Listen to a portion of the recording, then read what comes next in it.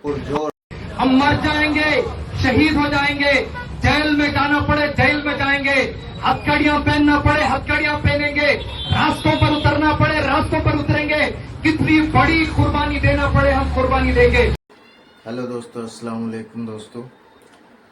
आज मैं आपके लिए मौलाना नूरुद्दीन साहब जो कर्नाटका के रहने वाले हैं, वक्फ बोर्ड के लिए उन्होंने बहुत ही ज़बरदस्त प्रोटेस्ट किया है और पूरे हिंदुस्तान के अंदर अभी जो हालात हैं ऐसे आलमों की बहुत ज़रूरत है। आप एक बार इन्हें सुनिए। हम मर जाएंगे, शहीद हो जाएंगे, जेल में जाना पड़े जेल में जाएंगे, हथकड़ियां पहनना पड़े हथकड़ियां पहनेंगे, रास्तों पर उतरना पड़े रास्तों पर उतरेंगे, कितनी बड़ी कुर्बानी देना पड़े हम कुर्बानी देंगे। लेकिन ये हमारा हक, ये हमारे अल्लाह का हक, हमारे बुजुर्गों का हक, ये हमारे दीन का हक, हम कभी इसमें कॉम्प्रोमाइज करने वाले नहीं हैं। मैं भारत की उस संघी मीडिया, भारत की दल्लाल मीडिया, भारत की मोदी मीडिया से कहना चाहता हूं, ये वक्फ बोर्ड मोदी शाह के बाप की शादी में जहेज में आया हुआ वक्फ बोर्ड नहीं है। ये वक्फ बोर्ड, ये वक्फ की मिल्कियत, ये अल्लाह की मिल्कियत है। ये मीडिया में ये मोदी और शाह के टट्टू बैठ के कहते हैं कि मुसलमानों को प्रॉपर्टी दे दी गई, मुसलमानों की प्रॉपर्टी दे दी गई। ये प्रॉपर्टी किसकी? बोलिए, प्रॉपर्टी किसकी है? ये प्रॉपर्टी किसकी है? अल्लाह की प्रॉपर्टी है। मैंने अगर अल्लाह के नाम पर प्रॉपर्टी दी, मुझे भी हक नहीं कि उस प्रॉपर्टी को वापस लो। तो ये दहशतगर्द मोदी अमित शाह को कितनी हिम्मत कि वो हमारे अल्लाह की प्रॉपर्टी पर हाथ डाले। हम बर्दाश्त नहीं करेंगे। हमारे चीज का सौदा हमने किया, तुमने हमारे नौजवानों की लिंचिंग की, हम सब्र करते रहे। तुमने बाबरी मस्जिद पर नाजायज कब्जा किया, कोर्ट को एजेंसियों को सामने रखकर मिसयूज किया, हम बर्दाश्त करते रहे।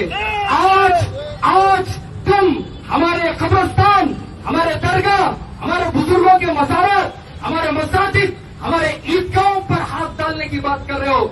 याद रखो आरएसएस के गुंडों, याद रखो बीजेपी के दहशतगर्दों, याद रखो मोदी शाह के चमचों, मुसलमान आज सबर का दामन थामा हुआ है। मुसलमान तुम्हारे बाप दादा अंग्रेज से नहीं डरा है। तुम्हारे बाप दादा अंग्रेज को जूते से मारकर हम इस मुल्क से निकाले हैं, जबकि तुम अंग्रेज की गुलामी करते थे। आज हमें मालूम है किस तरह तुम्हें जवाब देना है। ये आज ट्रेलर है, ट्रेलर।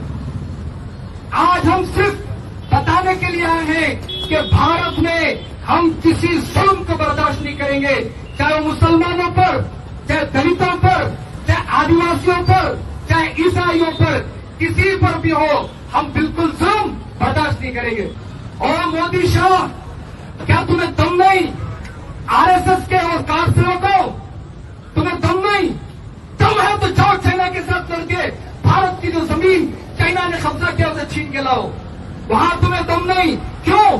क्या चाइना वाला तुम्हारा जीजा लगता है? क्या चाइना वाला तुम्हारा दामाद लगता है? क्यों चाइना से जाकर अपनी जमीन नहीं छीन के लाते? तुम आए हो कहा? हमारी वक्फ की बुजुर्गों की प्रॉपर्टी पर, हमारे बुजुर्गों की जायदादों पर। बुजुर्गों ने वक्फ किसे कहते हैं? मैं मेरी कौम से कहना चाहता हूँ, ये वक्फ किसी के बाप का नहीं, ये वक्फ किसका है? अल्लाह का। हमारे बुजुर्गों ने, हमारे आबा अजदाद ने, हमारे औलिया अल्लाह ने अल्लाह के नाम पर कौम की तालीम के लिए, कौम के बेवाओं के लिए, कौम के मजलूमों के लिए हमारे बुजुर्गों ने इस वक्त को अल्लाह के लिए वक्त किया था, ताकि इससे निकलने वाले पैसे से कौम का मसला हल हो। लेकिन ये जालिम हुकूमत आज इस हमारे हक को छीनना चाहती है।